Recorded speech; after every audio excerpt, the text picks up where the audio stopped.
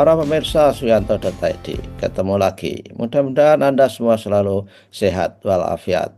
Kali ini kita bertemu dengan narasumber istimewa kita, Profesor Ali Saukhah PhD, Dekan Fakultas Keguruan dan Ilmu Pendidikan Universitas Muhammadiyah Kalimantan Timur. Dulu-dulunya beliau adalah guru besar di Universitas Negeri Malang. Dan kali ini apa yang akan kita bicarakan? Kita akan berbicara masih tema payung besar deep learning, tetapi ini adalah deep learning untuk mata pelajaran khususnya bahasa Inggris, karena beliau adalah binatang piaraannya adalah bahasa Inggris.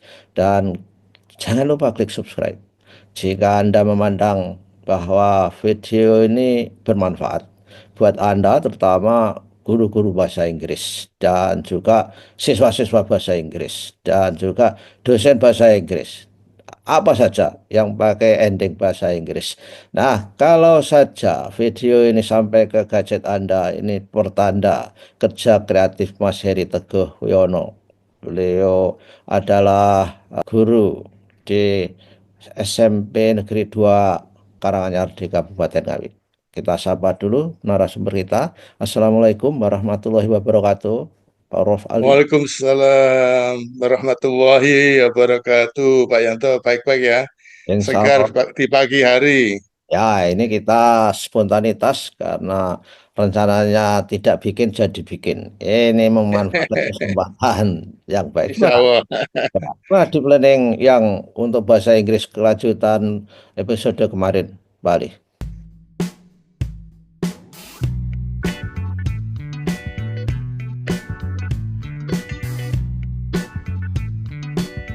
Ya, Pak Yanto, saya ingin nyambung ini seperti eh, sebelum ditagih janjinya untuk Ah, nyambung episode pertama yang terkait dengan pembelajaran mendalam ya, sebagai istilah yang kita anggap memadai untuk menampung konsep tentang deep learning.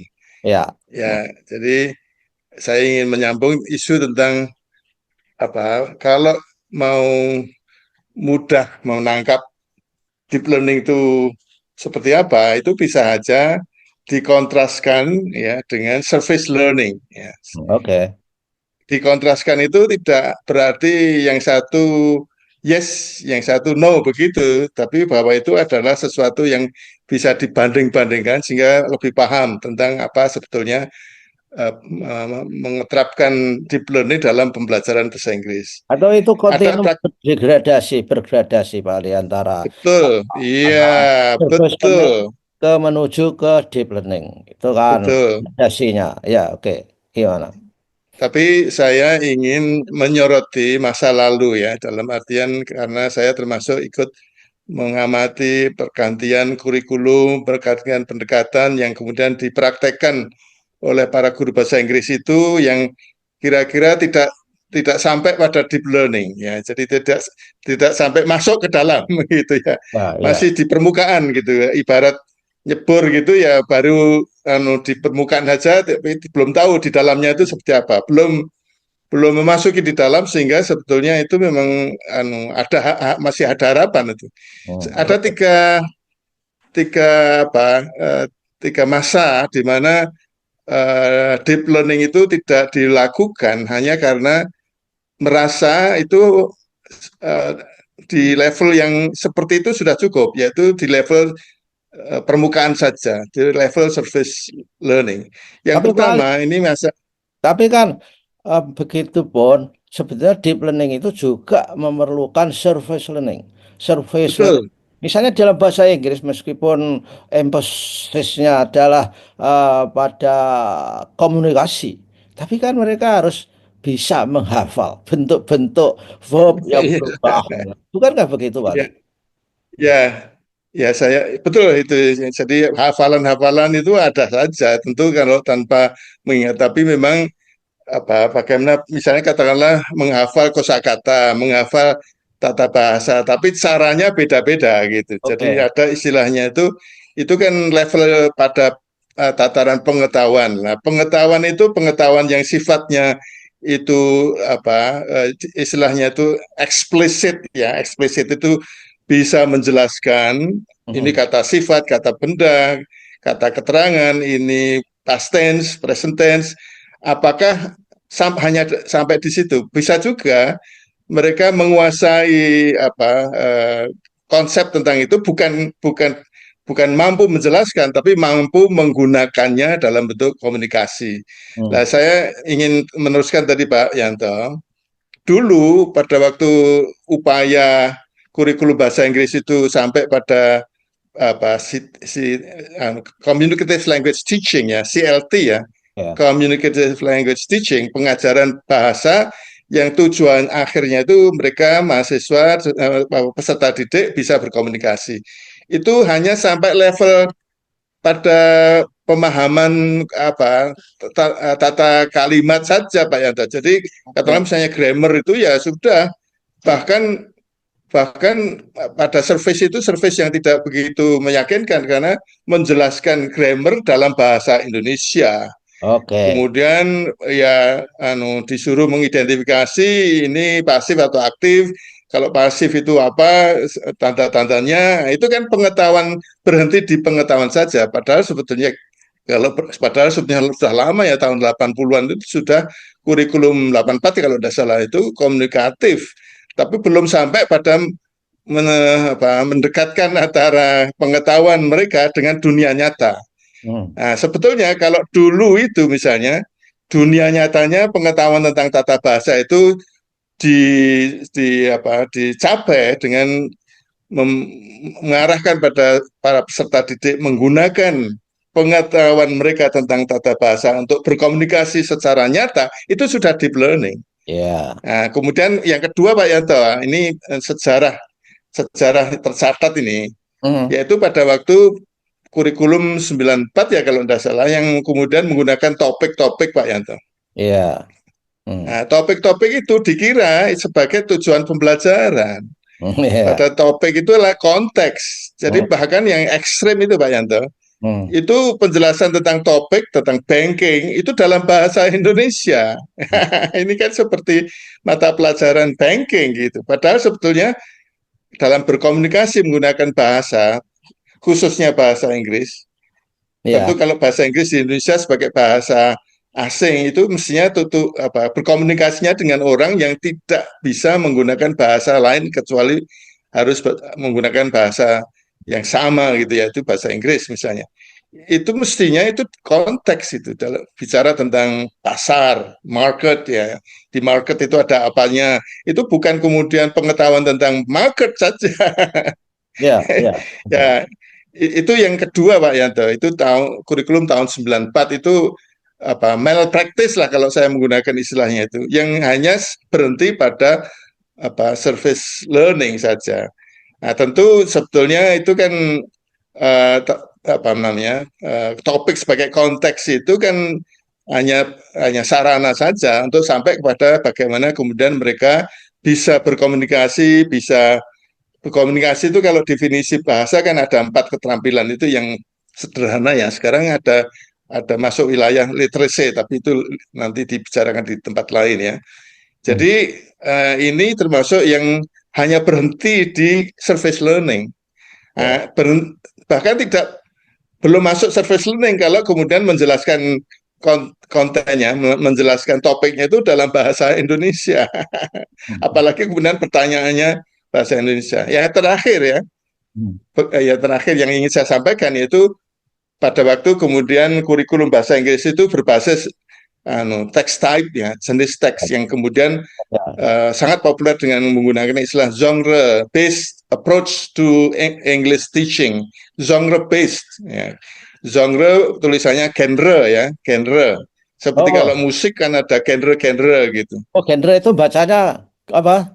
Eh, Genre oh, itu bahasa Prancis ya. Oke. Francis. Kalau dibaca genre ya boleh aja dalam bahasa Indonesia, kalau dalam bahasa Inggris ya tidak bisa dipahami. Hmm. Jadi kalau dalam bahasa lain, genre based approach itu pendekatan yang berbasis jenis teks, jenis teks yang sifatnya akademik seperti apa. Kalau kemudian surat menyurat itu seperti apa, itu kemudian menjadi sarana untuk berkomunikasi, sehingga kemudian kalau orang berkomunikasi seperti misalnya kalau dalam kaitannya dengan kemampuan berbicara, maka kalau di situ hadir menteri seperti kemarin itu Ya, ngomongnya seperti apa, itu ada genre-nya sendiri, ya, ya, ya. ada teks type. Nah, istilah teks itu Pak Yanto bukan berarti itu tertulis saja Pak Yanto. Teks itu dalam pemahaman bahasa itu bisa lisan juga. Jenis teks itu artinya bisa jenis teks tertulis, bisa jenis teks yang sifatnya lisan. Bahasa formal, unggah-ungguh misalnya kalau dalam bahasa Indonesia atau dalam bahasa Jawa ada tetangga bule lewat kemudian where are you going itu disebutnya where are you going itu misalnya ya, Ya. itu genre-nya keliru itu Mind karena your pada own, dasarnya mind your badai own tindak business, gitu. Ya, ya, badai tindak pundi atau mau kemana itu kan genre-nya itu ya, ya, sapaan ya. informal ya, sehingga kemudian mestinya cukup good morning saja. Lah Ah, ini dan, kesalahannya Pak Yanto, malpractice-nya itu kemudian dalam pembelajaran di kelas itu menjelaskan tentang text type, bahkan soal-soal bahasa Inggrisnya itu menanyakan itu kalau kemudian itu teksnya itu narasi itu seperti apa, kalau itu persuasi seperti apa, kalau itu akademik seperti apa, formal seperti apa, informal seperti apa. Nah ini hanya berhenti di surface learning saja. Mestinya kan berkomunikasi dalam konteks-konteks yang berbeda-beda jenis teksnya. Gitu Pak Yanto. sebetulnya tinggal one step ahead to go to deep learning saya kira. Dan yang seperti dikatakan Pak Ali tadi tentang genre itu kan mirip-mirip dengan pepatah bahasa Jawa empan papan gitu ya. Iya, Mana mana harus iya, untuk siapa dan sebagainya itu. Adakah iya. informasi lain terakhir Pak Ali Ya, yang ini terakhir. Jadi, kenapa itu terjadi? Ya, ini pertanyaannya. Kenapa itu terjadi? Yang tiga hal tadi. hmm, Pada waktu mengajar bahasa Inggris, memang grammar harus dikuasai, tapi disalahpahami menguasai grammar bahasa Inggris itu dengan menjelaskan, bahkan menjelaskan dalam bahasa Indonesia. Kemudian pada waktu berbasis topik, kemudian mereka menjelaskan pada topik bahkan dalam bahasa Indonesia. Kemudian genre base itu menjelaskan tentang jenis-jenis teks bahkan dalam bahasa Indonesia. Itu kenapa terjadi ya? Pertanyaannya gitu. Guru kita, guru bahasa Inggris khususnya, itu sangat heterogen.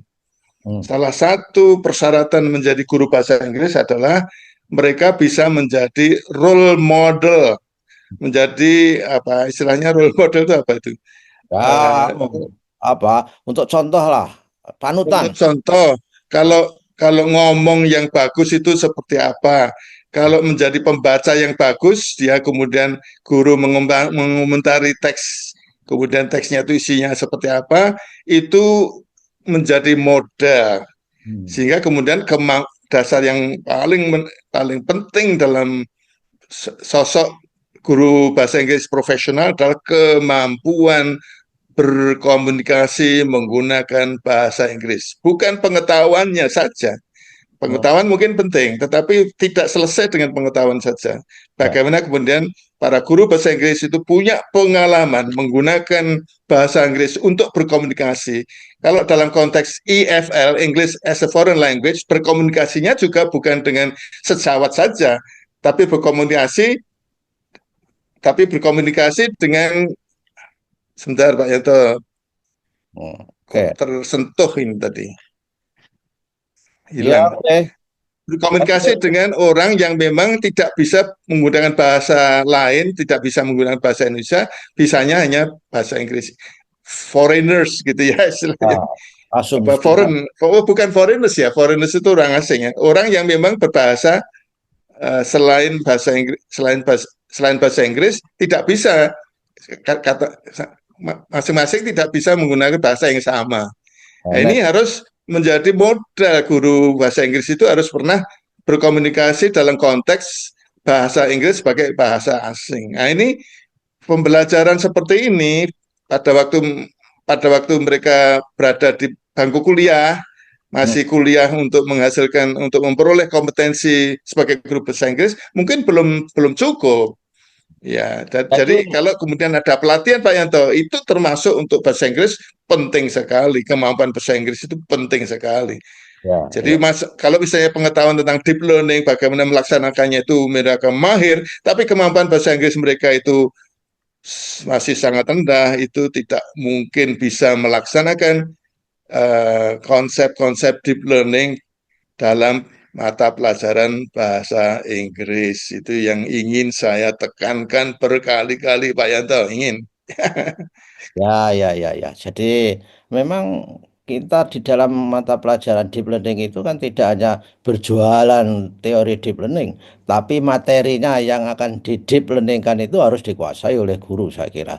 Ya oke lah, Pak Ali, saya kira Pak Yanto, Pak Yanto, Pak ya, Yanto, dalam ya, bahasa Inggris saya ingin selalu menyadarkan bahwa konteks mata pelajaran bahasa Inggris itu biasanya tidak disebut dengan materi ya, karena materi itu bisa saja pengetahuan kalau dalam bahasa Inggris. Tapi dalam bahasa itu yang dibelajarkan itu adalah keterampilan, kompetensi berkomunikasi. Gitu Pak Yanto.